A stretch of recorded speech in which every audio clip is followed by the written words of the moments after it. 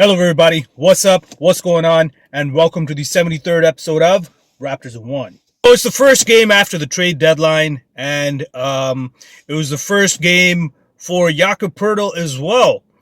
Now, of course, if you haven't watched the game, you would have realized that, the Raptors lost to the Utah Jazz.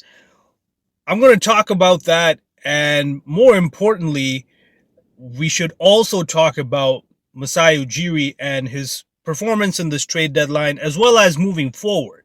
So, without any further ado, let's get it. So before we begin, if you like my content, don't forget to hit that thumbs up button. Of course, don't forget to hit that subscribe button. I got other content for your viewing pleasure, of course. And don't forget to hit the comment section. The Raptors lost. Yep. We played the Utah Jazz last night, and it was a home game, and we lost. This was a disappointing loss, and it wasn't even one of those 2-3 point loss. This was like a 6 point game loss, and now you would think, yeah, you know what, 2 possessions, and you can't tell me that the Raptors couldn't have come out. It sucks. It really does, because we were leading the game most of the game, and at points we even had like a 13-point lead. So makes you wonder. There are a lot of question marks here, and we can always we could blame the players as much as we want, but at this point I'm pointing the finger at the coach, and I have the strange feeling that Nick Nurse is losing his players. When I say losing his players, I think they're not responding to him, and obviously it's because the roles have changed, and he thinks that he is drawing out plays and utilizing the players the best way that he can. And that's kind of what happens. I'm going to go back to Masai Ujiri's media availability after the trade deadline. And after listening to Ujiri's interview, I gotta say, I have a lot of respect for Masai, okay? It took a lot of guts to do what he did on the trade deadline, which was not make any crazy major moves. I think the Jakob Poeltl move as well, like I had mentioned in my previous episode, that was definitely, again, now I'm even more convinced now that was definitely a consolation prize to for not being able to get Nick Claxton. Having said that, though, I think the Jakob Poeltl pickup is still a good pickup. You can't blame the man for having a subpar level performance in his first game back, because yes, even though he is familiar with Nick Nurse and he is familiar with the core, the man just finished his physicals, right? And he was with Spurs literally 48 hours prior to that game, so, or even 24 hours, you can argue. So you can't really expect him to just all of a sudden impact, produce, do exactly what he's supposed to do. I would give him 5 games, to be honest. He's a professional, he's been in the league, he's a vet. But I would still give him 5 games before he can understand his role and what is expected of him, and figure out how to play with his with the players around him. Because there were some points in the game where I noticed, especially when he was playing with Gary, for example, there were a few plays where he was setting screens for Gary. Now, Jakob, he is an excellent screener. And he's definitely excellent at screen and rolls, because he's pretty much comparable with Precious even when it comes to setting those screen and rolls. If you've ever noticed the way Precious rolls after setting a screen, he's explosive. And I see that in Jakob too, he'll set a good hard screen and then he explodes, he rolls. He's such a good roller. I think Freddie and everybody else need to realize or figure out how to utilize that role. Now, keep in mind, we do not match up well with Utah Jazz as well, right? Utah definitely outsizes us. Even even after we've picked up Jakob, I mean, they got Larry Markkinen, they got Kessler, they got Kelly Olynyk, they got size. Even on the point guard, they got Colin Sexton, who definitely outmatches Freddie. As good of a defender as Freddie could be, he cannot match with Colin Sexton. And I've been making this point since last season, maybe even before last season, that Freddie's only downside is gonna be matching up with a bigger point guard, and that's gonna be a solution that Masai is gonna have to explore. Getting a backup point guard who's gonna be a big backup point guard. When I say big, like I don't know. I think some of the point guards that we have hitting the market right now after the buyout, Derrick Rose is one. Derrick Rose, Russell Westbrook. Who else is there? I think there are two more point guards that I can't remember now. Reggie Jackson is one, and I think we should pick Reggie Jackson. He's a combo guard, but I think he could give Freddie a few minutes off.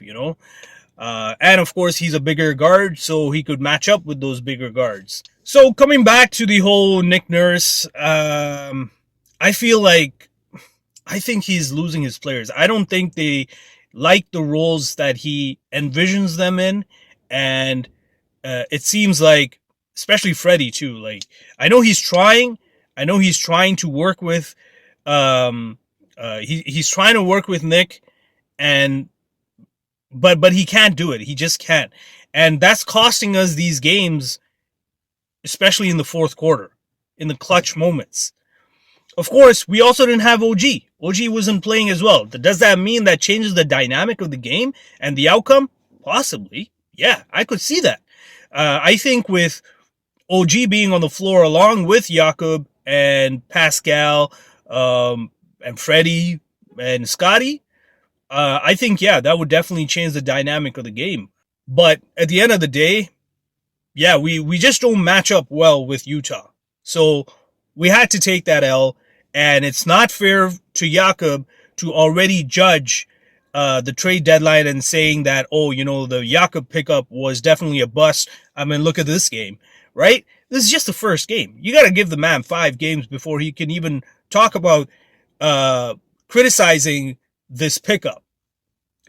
Now I want to talk about the Masai Ujiri interview. And I have a lot of respect for Masai because he stood pat. There were some deals, there were some offers made, especially for OG, and I believe there were definitely some offers made for Gary. There were even some offers made for Fred, and of course for Pascal. And, if you were checking out social media, there was definitely a lot of chatter about KD having to bring Pascal over to the Nets. Now, of course, that wasn't going to happen. You want to play with Pascal. You talk all that good stuff about, Toronto is such a good franchise. Vince Carter, I was a big fan of his, and I love how Toronto, the city is, blah, blah, blah, this and that. And then, put your money where your mouth's at. Come over. And I guarantee if KD was to make that little bit of a sacrifice, not necessarily the first season, with the personnel we have, not the first season, but the second season, that championship's coming home. And for any of you that think that, now he's in Phoenix, man, they're going to win that championship. Here's my predictions. No, definitely not this season. Next season, I still find it hard. Just because, DeAndre Ayton's just not going to be happy there. Chris Paul's not getting any younger, and so is KD. He's not getting any younger either. Is championship a bust for these guys? But bad news. Sorry, Phoenix Suns fans. You ain't winning that championship this season or the next. It's not happening. Now with the Masai interview, and I know I digress. I apologize, ladies and gents. But with the Masai Ujiri interview, like I said, I have tremendous respect for him because, yes, he trusts his players. He trusts his core. And it also had to do with the fact that he did not get the value that he was looking for. That tells you two things about that. One, he knows what players he's got. He knows what their value is, what their abilities are. And so to be demanding of that shows to the other GMs that, hey man, maybe OG is worth what this guy's asking for. To be able to ask such offers has got to say something about OG. Or maybe Masai is just a very good poker player. I don't know. I agree. He probably is a very good poker player. But he stood pat. He stood strong in his convictions. And yes, we didn't have a big splash. But hey, if you were paying attention to that interview, he was talking about the off season. And he could very well make some splashes then. It is possible. Or, depending on how the season ends, like he hinted, maybe he sticks it out with this core and makes a few possibly bench moves. Maybe get some good bench players. Who knows? Get some depth on that team. That would definitely help this team. So to all the fans and to all the basketball enthusiasts, as well as the fans who think they know everything because they watch maybe a couple of games here and there, I'm going to say this. Relax. Chill out. Okay? I'm still going to be trusting Masai. And this is why I'm going to beat myself over this, because I did have a moment of doubt. In my previous episode, I did say that, I did kind of hesitate, but I'm going to put my trust in Masai because, come on, the man delivered a championship. He made some bold moves in that championship season. All of y'all were still saying, oh, he got rid of DeMar. Oh, he fired Casey, coach of the year. What's going on with Masai? He's losing his mind. Oh, if they don't make it to the finals, Eastern Conference Finals or whatever, he's got to be fired, blah, blah, blah. And guess what happened? We won the championship. So the man deserves his flowers, and he definitely deserves our respect. Let's give him that respect. With Bobby, though, I don't know about Bobby, man. I just don't know about Bobby. Anyway, we got Detroit Pistons coming up on Sunday. If you were to ask me who's going to win, I'm going to give Detroit the W just because, it's Dwayne Casey, right? Yeah, we won the last game that we played against him, but, it's Dwayne Casey. He's going to coach it like it's the championship game. He's going to win that game. Nick Nurse is, again, he's lost his players. He's got to figure out a way to get that locker room back and get his respect back in that locker room.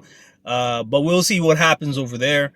So yeah, I think Toronto loses this one, but hey, if Toronto wins, man, I will eat my words. So that's all I got for today, folks. Until next time, I'm out.